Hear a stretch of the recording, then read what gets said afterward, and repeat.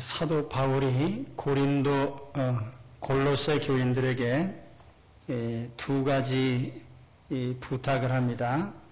무엇을 하든지 말에나 일에나 다 주 예수의 이름으로 하라.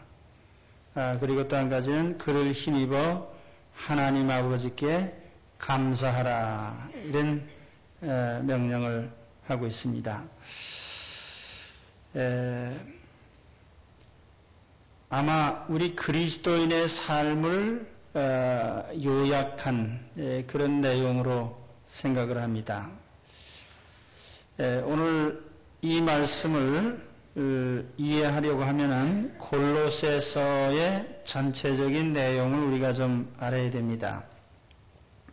왜 이 말씀이 그리스도인 삶에 중요한 강령이 되는지 골로새 교회의 배경에 대해서 좀 말씀을 드리겠습니다. 골로새 교회는 에바브라라고 하는 바울의 제자가 세운 교회입니다.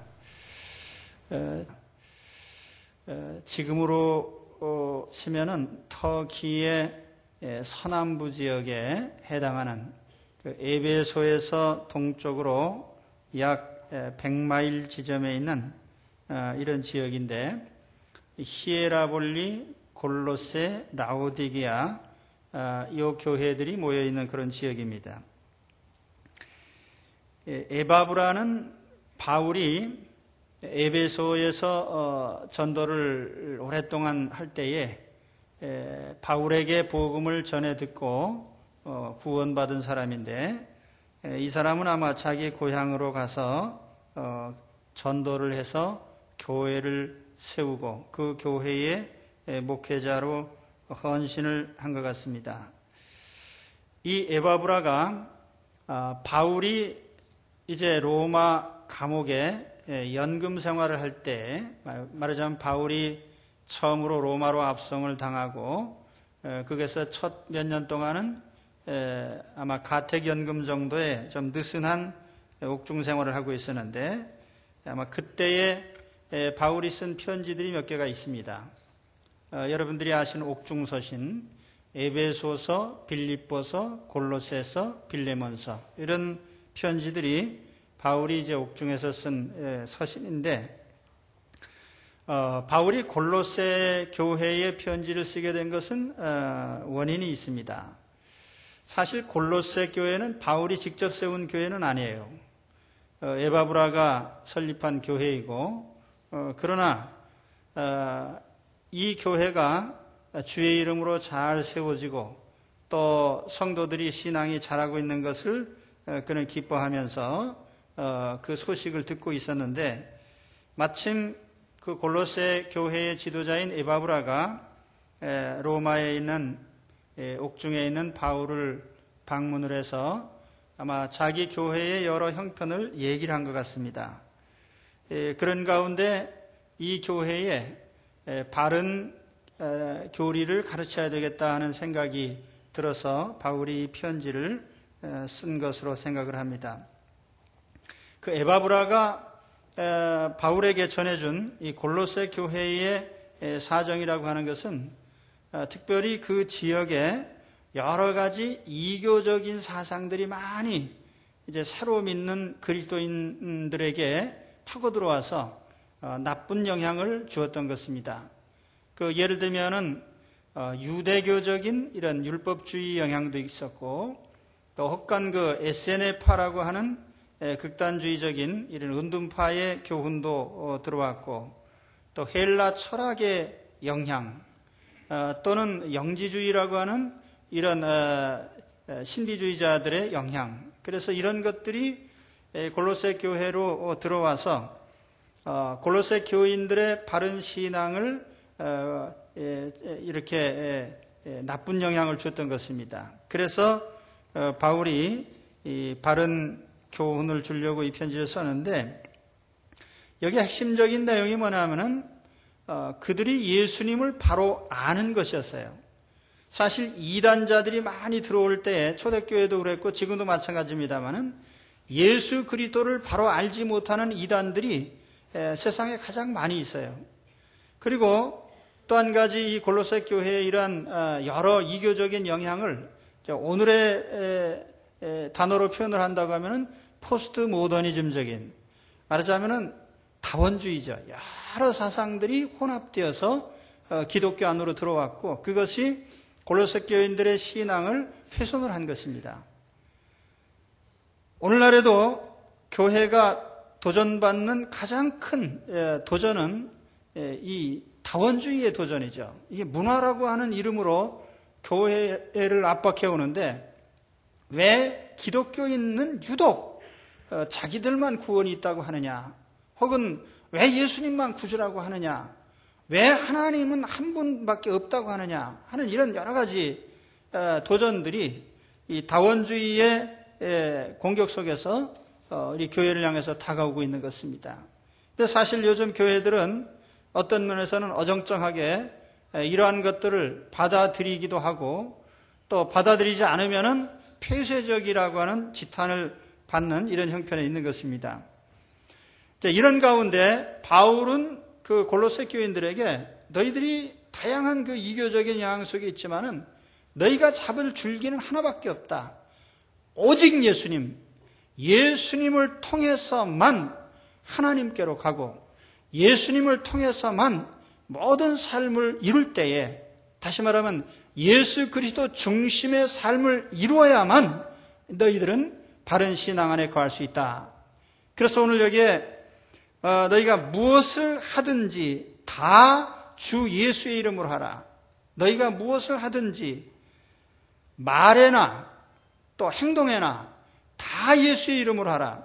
여기에 무엇을이라고 하는 표현이나 다라고 하는 헬라어로 판이라는 단어입니다. 판타. 영어로 하면 all이라는 뜻인데, 모든 것. 거기에는 우리의 언행이나 또 우리 행동이나 우리 삶의 모든 것이 다 예수의 이름으로 되어야 된다. 대신관계나 대인관계나 모든 삶이 예수 그리스도를 통해서 이루어지는 것이 그리스도인의 삶이라는 것입니다. 그렇기 때문에 더욱더 중요한 것은 예수님이 누구신지를 아는 것이 중요하단 말이에요. 이 골로새 교인들은 예수님을 믿은 후에도 무엇인가 부족한 것 같아서 거기에 유대교적인 어떤 절기를 지키고 음식을 가려먹고 혹은 날짜를 지키는 이런 의존적인 것들을 또 받아들였어요. 또 헬라 철학을 신봉하는 사람들은 예수를 믿으면서도 무슨 좀 철학적인 요소들을 좀 받아들여서 이것을 이상한 논리로 또 자기 자신들을 더 조금 보충하듯이, 영지주의자들은 또 주장하기를 예수님을 믿어도 하나님과 직접 교통하는 길이 또 다른 길이 영적 체험 속에 있다라고 이렇게 가르친 것입니다. 그래서 영적인 등급을 두고 어떤 직관적인 체험을 통해서 오히려 예수님을 통해서 하나님을 만나는 이 통로를 도외시하고 오히려 다른 체험을 통해서 하나님을 만나는 듯이 이렇게 가르쳤던 것입니다. 그러나 어떤 것도 예수님을 통하지 않는 것들은 전부가 다 가짜요, 잘못된 길입니다. 그리고 예수 그리스도를 통하여서만이 우리는 하나님을 만날 수 있고 교통할 수 있고 하나님의 은혜를 체험할 수가 있습니다. 예수 그리스도를 통하지 않는 모든 것이 다 잘못된 것들인데, 그러면 왜 예수님을 믿는 사람들이 예수님을 통하지 않고 다른 것을 자꾸 또 받아들이려고 하느냐? 그것은 예수 믿는 것이 뭔가 좀 부족한 듯해서, 예수님의 십자가만을 믿는 것으로는 좀 의로워지는 것에 좀 부족한 것이 있는 것 같아서, 예수 그리스도를 통해서 예수의 이름을 통해서 하나님께 가는 것이 뭔가 좀 부족한 듯해서 헬라 철학적인 것을 또 받아들이고, 거기에 영지주의적인 체험들을 또 받아들이고 이렇게 한 것입니다. 여러분, 오늘 여러분의 믿음은 다양합니다. 여기 믿음이 좋은 분도 있고 믿음이 약한 분도 있습니다. 오래 믿은 분도 있고 처음 믿은 분도 있는데, 그러나 여러분의 믿음이 어느 단계에 있든지 믿음의 단계가 다르다고 해서 하나님을 만나는 일에 차이가 있는 것은 아닙니다. 오직 예수 그리스도를 구주로 믿는 이 믿음 하나로 우리는 아무도 차별 없이 똑같이 하나님을 만날 수 있고 하나님과 교통할 수 있는 권한을 가지고 있는 걸 아시기 바랍니다. 만일 여러분 가운데 예수 믿는 사람도 등급이 있어서 어떤 사람은 예수님을 좀 더 가까이에서 만날 수 있고 어떤 사람은 예수님을 좀 멀리서 밖에 면회를 못하는 이런 등급이 있다고 생각하면 그거 잘못된 거예요. 예수 믿는 사람은 처음 믿은 사람이나 50년을 믿은 사람이나 똑같이 예수님을 통해서 누구나 하나님과의 거리가 똑같은 것에 있다는 것을 아시기를 바랍니다. 하나님과 만나는 길은 예수님을 의지하는 거기에서만, 예수 그리스도를 통해서 만나는 그 통로를 통해서만 이루어지기 때문에 하나님의 은혜와 축복을 받는 길도 예수님을 믿고 의지하는 그것 가운데서만 이루어지는 것을 믿으시기 바랍니다. 그렇기 때문에 예수님을 바로 알지 않으면은 이런 이교적인 사상에 넘어갈 수밖에 없어요. 그래서 골로새 2장 4절에 보면은 누가 너희를 공교한 말로 너희가 속임을 당하지 않도록 주의해라. 공교한 말로 속임을 당한다. 또는 2장 8절에 보면은 누가 헛된 속임수인 철학, 요거를 철학과 헛된 속임수라고 이렇게 되는데 헬라어의 정관사가 하나만 붙어 있기 때문에 이것을 직역을 하면은 헛된 속임수인 철학 이런 뜻입니다. 철학은 헛된 속임수다 그 말이에요. 물론 철학이 건전한 철학도 있지만은 그러나 이 당시에 헬라 철학의 대부분의 철학들은 별 쓸데도 없는 논리를 전개해서 거짓된 이론을 증명하고 이런 궤변을 늘어놓은 것이 이 당시의 철학인 것입니다. 사실 이 철학이라고 하는 것은 피타고라스라는 사람이 나는 단지 지혜를 사랑함에 지나지 않는다라고 하는 그 유명한 말을 했는데 지혜를 사랑한다는 그런 겸손한 표현이에요. 근데 이것이 나중에 필라소피라고 하는 이 철학이라는 말로 이렇게 되면서 오히려 이것이 어떤 궤변을 증명하는 이런 논리적인 어떤 학문으로 발전한 것입니다. 틸리는 말하기를 실존주의의 예술이나 문학이나 철학은 인간 내면의 공허성이나 무의미성이나 초조성이나 양심분열 따위를 표현하는 것에 지나지 않는다. 이렇게 말을 했는데요. 사실 저도 얼마 전에 보면은 어떤 전위예술가가 피아노니 이런 걸 도끼로 때려 부시는 이런 퍼포먼스를 하는데 이것이 무슨 예술이다. 그러니까 인간의 어떤 공허함이나 이런 파괴성이나 이런 것을 그냥 드러내는 것에 지나지 않죠. 거기에 아무 생명력도 없고 생산성도 없는 그런 것들이에요. 세상의 철학들이 다 그런 것입니다. 따라가면은 영적으로 죽고 파멸하는 것 뿐이죠. 그리고 또 주의하기를 2장 8절에 보면은 사람의 유전, 인간이 잘못 만들어낸 관습들이 인간을 얽매고 있어요. 그릇된 삶으로 얽매는 것입니다. 유대교의 할례라든지 어떤 율법을 지키지 않으면 안 된다고 해서 음식을 가려먹고 절기를 지키고 날짜를 지키는 이런 행위들. 또 여기 세상의 초등학문이라고 했는데 이 초등학문이라는 건 뭐냐면은 예수 믿기 전에 받아들였던 여러 가지 초보적인 신앙의 종교적인 요소들입니다.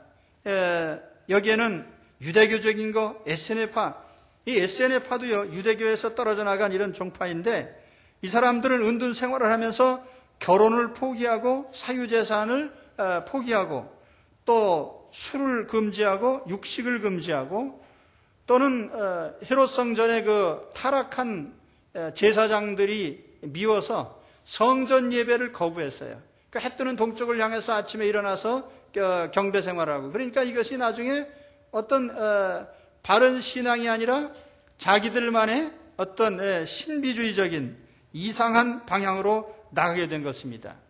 이 영지주의자들도 마찬가지예요. 우리 그리스도를 통해서 하나님께로 나아가는 이 길을 뭔가 부족하다고 느끼고 자기들은 그보다 좀 더 나은 고급한 그런 신앙을 가지게 된다고 하는 그런 주장을 했는데 거기엔 뭐가 들어있냐면은 개인적으로 직관적인 어떤 체험을 할 때에 그 체험의 등급에 따라서 고등한 체험을 한 사람은 하나님을 가장 가까이에서 만나는 사람이라는 이런 생각을 전파했던 것입니다. 그래서 예수님을 믿는 이 십자가 신앙이 뭔가 부족한 것 같아서 자꾸 뭘 보탠 거예요.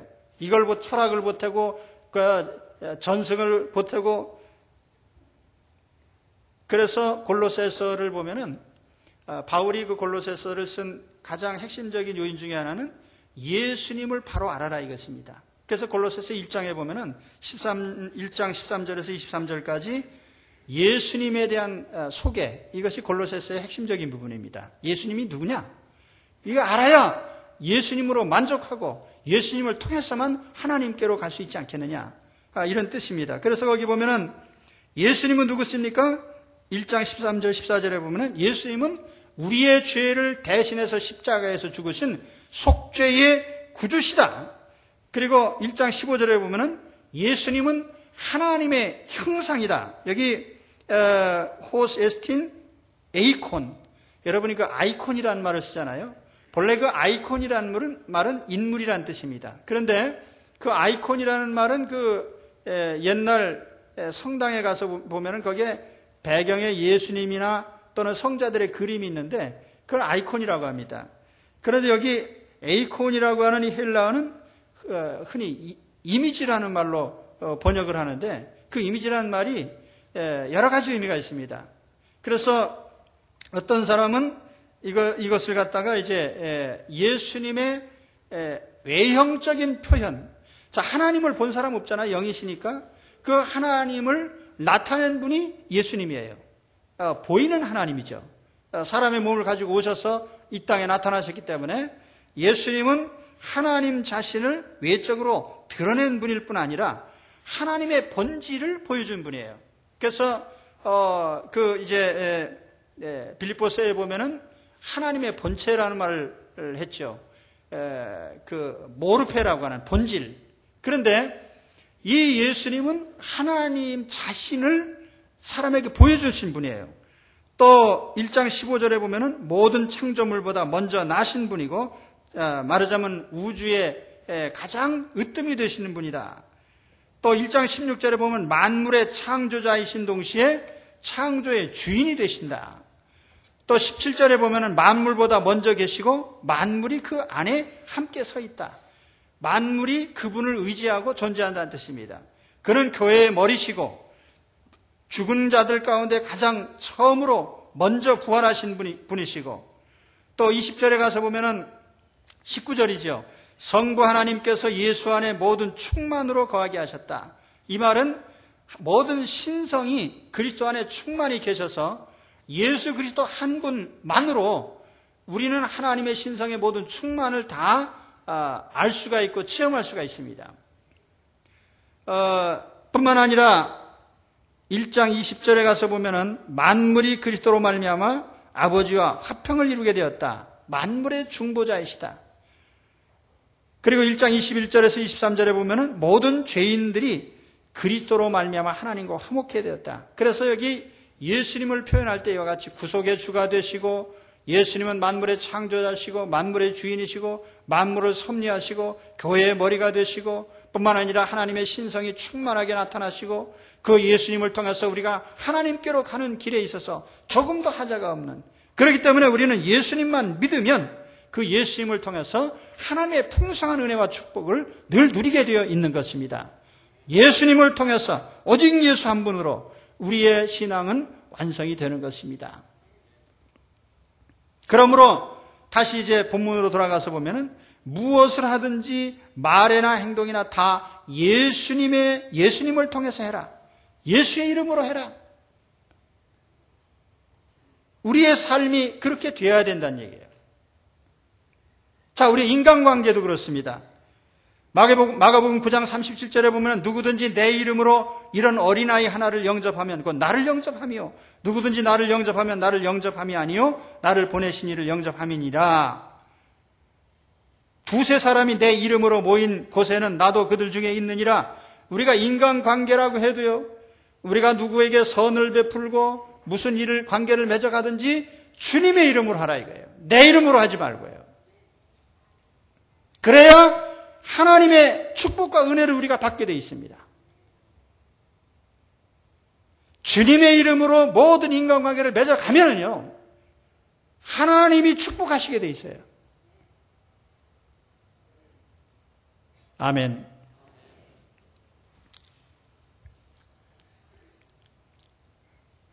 제 얼굴이 보입니까? 예.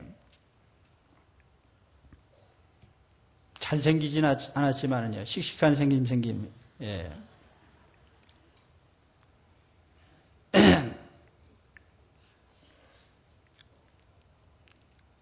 여기 좀 에어컨 좀 틀어주시죠. 예.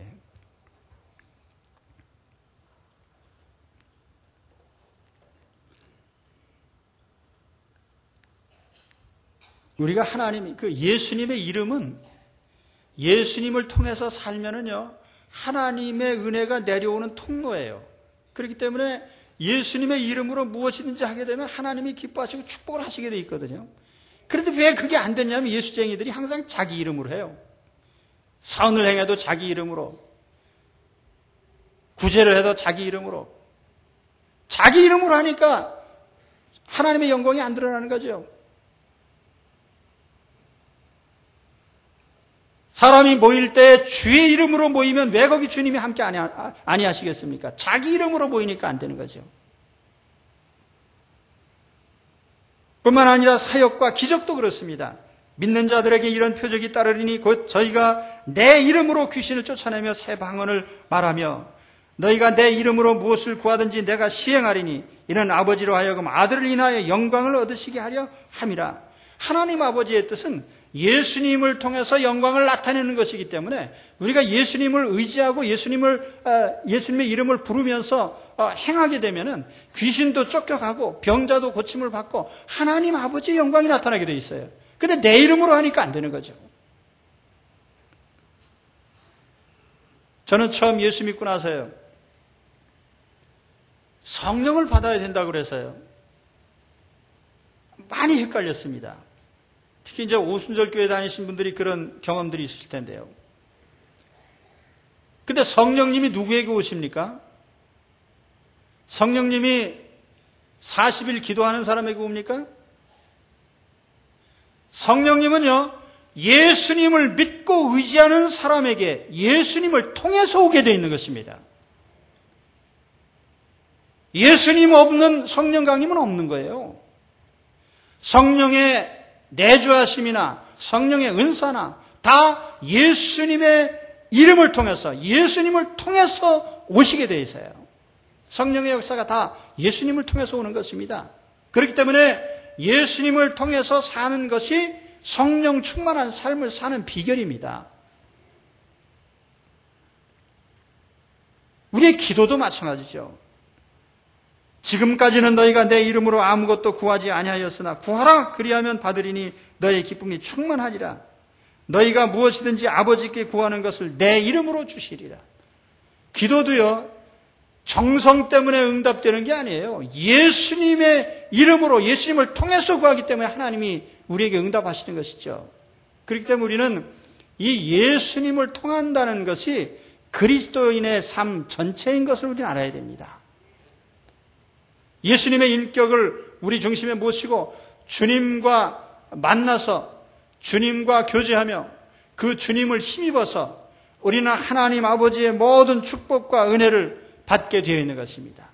은혜가 내려오는 통로가 예수님과의 관계에서 이루어지는 거예요. 그러니까 골로새 교인들에게 바울이 강조한 게 뭡니까? 너희들이 암만 잘난 척하고 철학적으로 헬라 철학 갖다 받아들이고 유대교적인 경건 생활하고 또는 네가 SNF파처럼 그렇게 남들 안 하는 거 한다고 해서 하나님이 더 인정할 줄 아느냐? 절대로 그런 거 아니다 말이에요.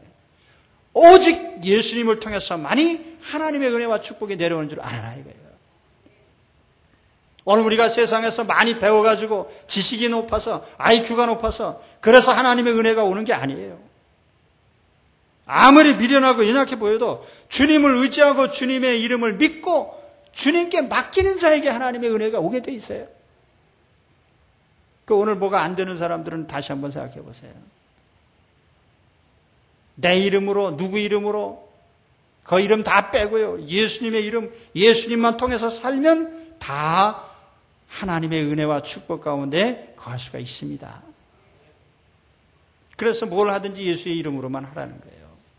예수님은 100% 우리에게 충분하신 구주시고 예수님을 통해서 받는 것은 100% 우리에게 충만한 것이고 뭐든지 다 만족한 것입니다. 부족이 없어요.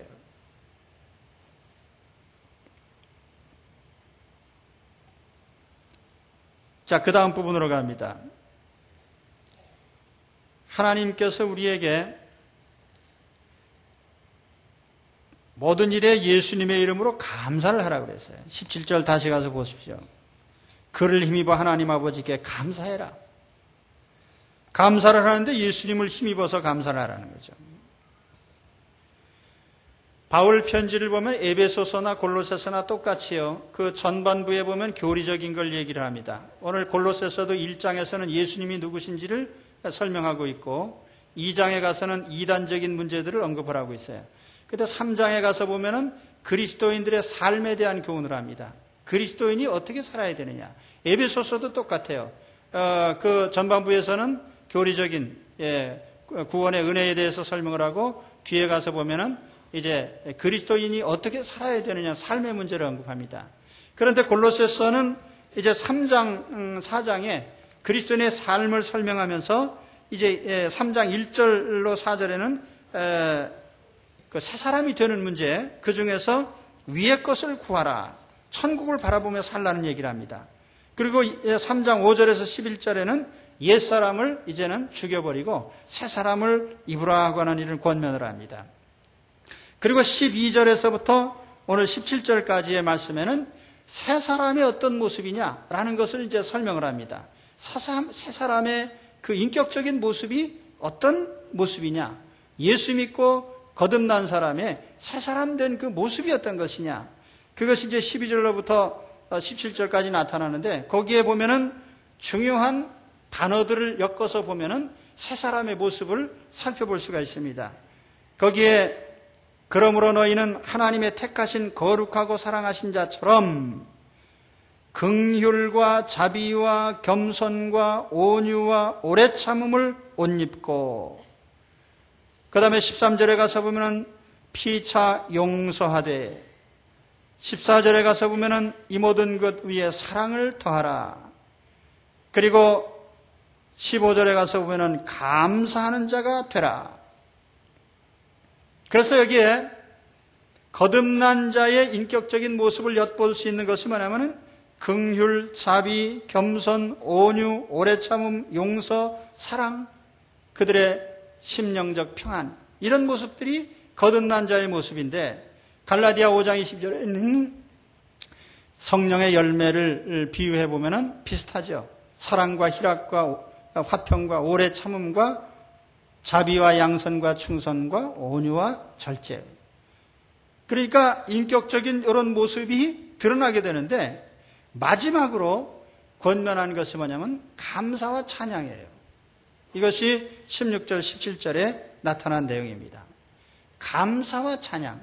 그러니까 예수 믿는 사람이 찬양과 감사로서 전 인격이 표현되는 거예요. 그리스도인의 삶의 모습 중에 그가 찬양을 부르느냐, 하나님을 찬양하느냐, 그가 감사를 표시하느냐, 이것이 그 사람의 신앙 인격을 외적으로 보여주는 마지막 통로가 되는 겁니다. 그래서 제가 오늘 바로 이 말씀을 드리려고 하는 겁니다. 감사와 찬양은 성도의 내면과 전 인격을 표현해 주는데, 이것은 인생이 하나님의 혜택이요 선물임을 고백하는 것입니다. 그래서 감사는, 또 이 감사와 찬양은 항상 우리의 신앙 고백입니다. 특히 내 인생이 하나님의 선물이고 축복입니다라고 하는 걸 고백하는 것이 감사와 찬양이에요. 그런데 감사, 찬양은 항상 붙어 다닙니다. 감사가 없는 찬양은 가짜예요. 찬양이 없는 감사도 부족해요. 그래서 찬양과 감사는 항상 같이 다니는데, 어떤 사람이 정말 찬양이 나오고 감사가 나온다, 그럼 그 사람은 신앙적으로 괜찮은 사람이고 지금 하나님과의 관계가 정상적으로 동작되는 사람이에요. 또한 이 감사와 찬양은요, 하나님 안에서 내 인생에 대한 긍정의 모습입니다. 긍정의 모습. 자, 마태복음 13장에 보면은 씨 뿌리는 자의 비유가 나오는데 거기에 여러 가지 밭이 나옵니다. 밭.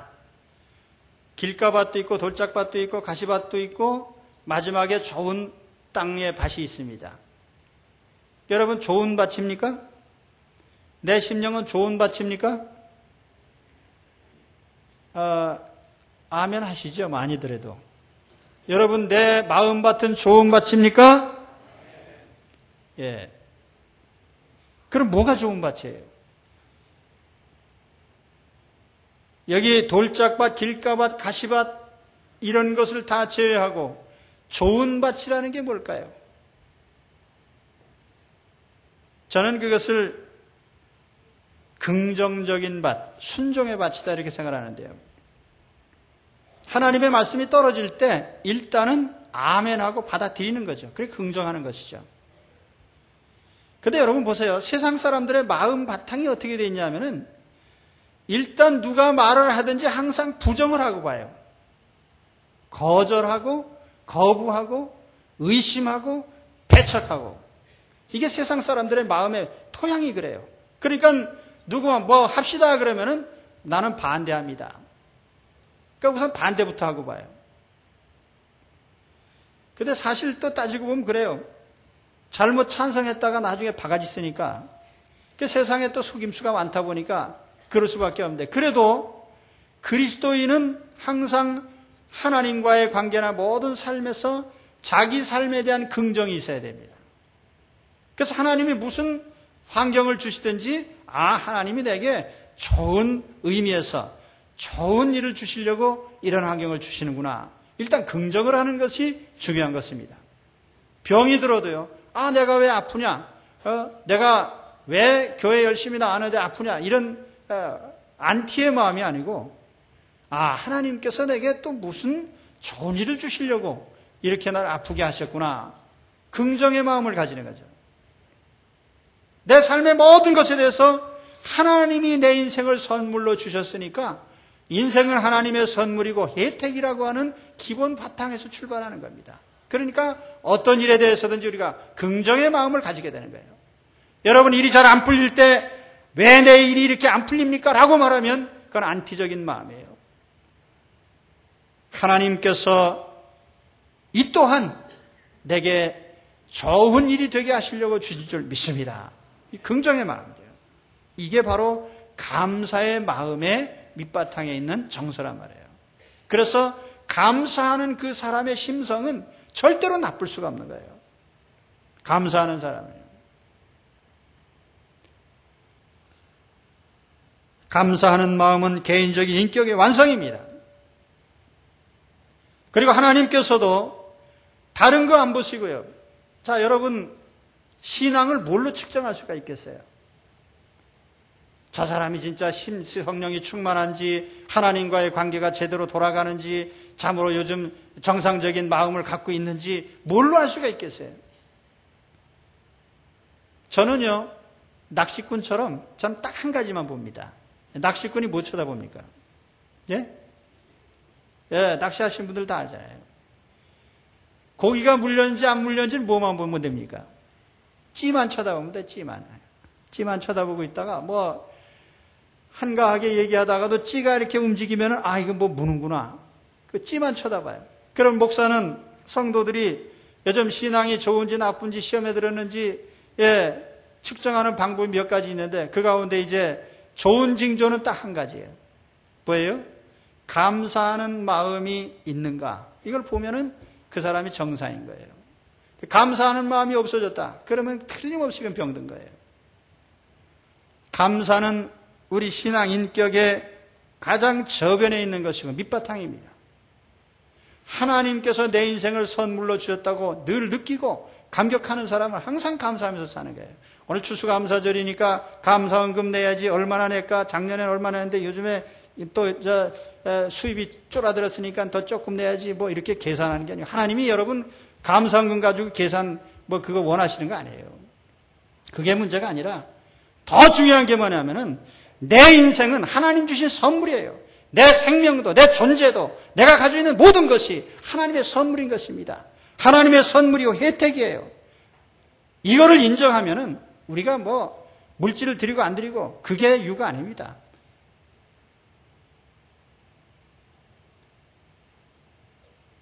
저는 항상 처음 예수 믿었을 때 그런 생각으로 하나님 앞에 헌금을 드렸어요. 옛날에는 헌금 그 바구니가 있었잖아요. 주여, 저 바구니 속에 저를 담고 싶습니다. 그러나 제가 저기 들어갈 수 없기 때문에 그저 내 작은 정성을 드립니다. 그러다 보니까 하나님께서 저를 주의 종으로 부르신 것 같아요. 할렐루야. 내 인생은 하나님의 선물이고 혜택으로 하루하루 사는 줄 믿습니다. 그렇기 때문에 우리 마음 밑바탕에 이러한 하나님께 대한 신앙 고백이 겉으로 표현되는 것이 감사란 말이에요. 마지막으로 감사에 대해서, 감사의 축복에 대해서 좀 말씀을 드리려고 합니다. 감사하는 자는 하나님께서 한량없이 기뻐하십니다.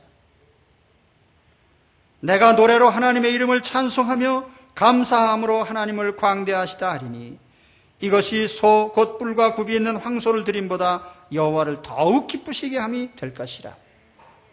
감사와 찬송을 드리는 사람을 하나님은 참으로 기뻐하십니다. 뭐 다른 어떤 것보다도. 뭐 여기 골로새서에 나오듯이 무슨 뭐 SNF파처럼 금욕 생활하고 고기를 안 먹고 뭐를 안 먹고 뭐 절기를 지키고 아침에 동쪽을 향해서 백봉 엎어져 가지고 자빠지든지 엎어지든지 경건 생활 해봐요. 그거에 하나님 기뻐하십니까? 그게 아니라 죽으시면서 내 인생에 대해서 하나님께 감사하고 찬양하는 자를 하나님이 가장 기뻐하신다 그 말이에요.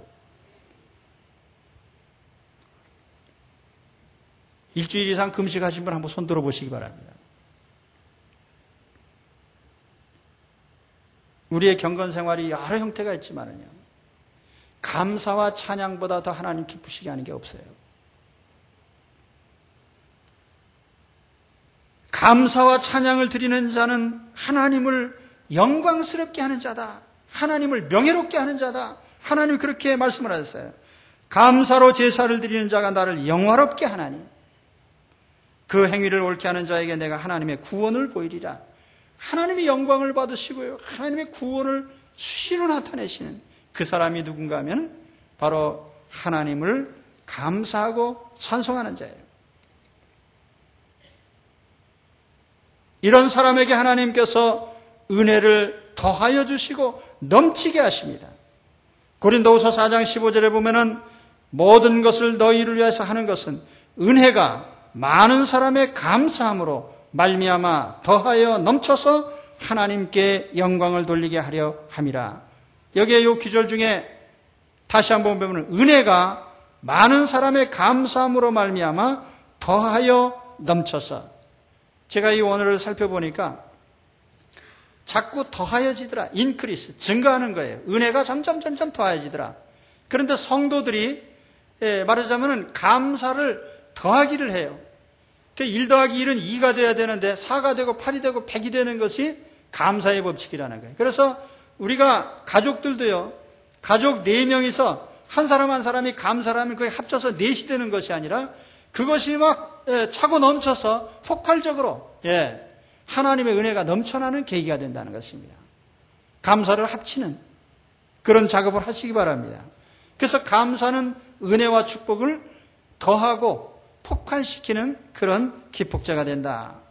그리고 마지막으로 이 감사는 놀라운 삶의 승리를 가져다 줍니다. 그래서 여호사밧 왕이 적과의 전투에 나갈 때에 성가대를 만들어서 앞세우고 하나님을 찬미했습니다. 여호와께 감사하세 그 자비하심이 영원하도다 하게 하였더니 갑자기 찬송이 시작될 때 적들이 자기끼리 싸우고 찌르고 하더니 다 괴멸되고요, 도망쳐버렸어요. 다 망하고.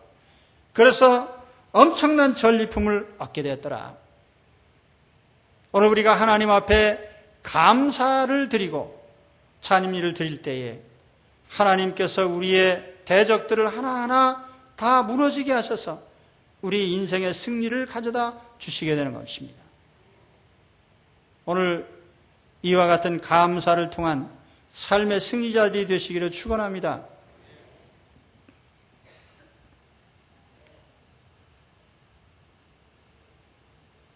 이제 정리를 하겠습니다.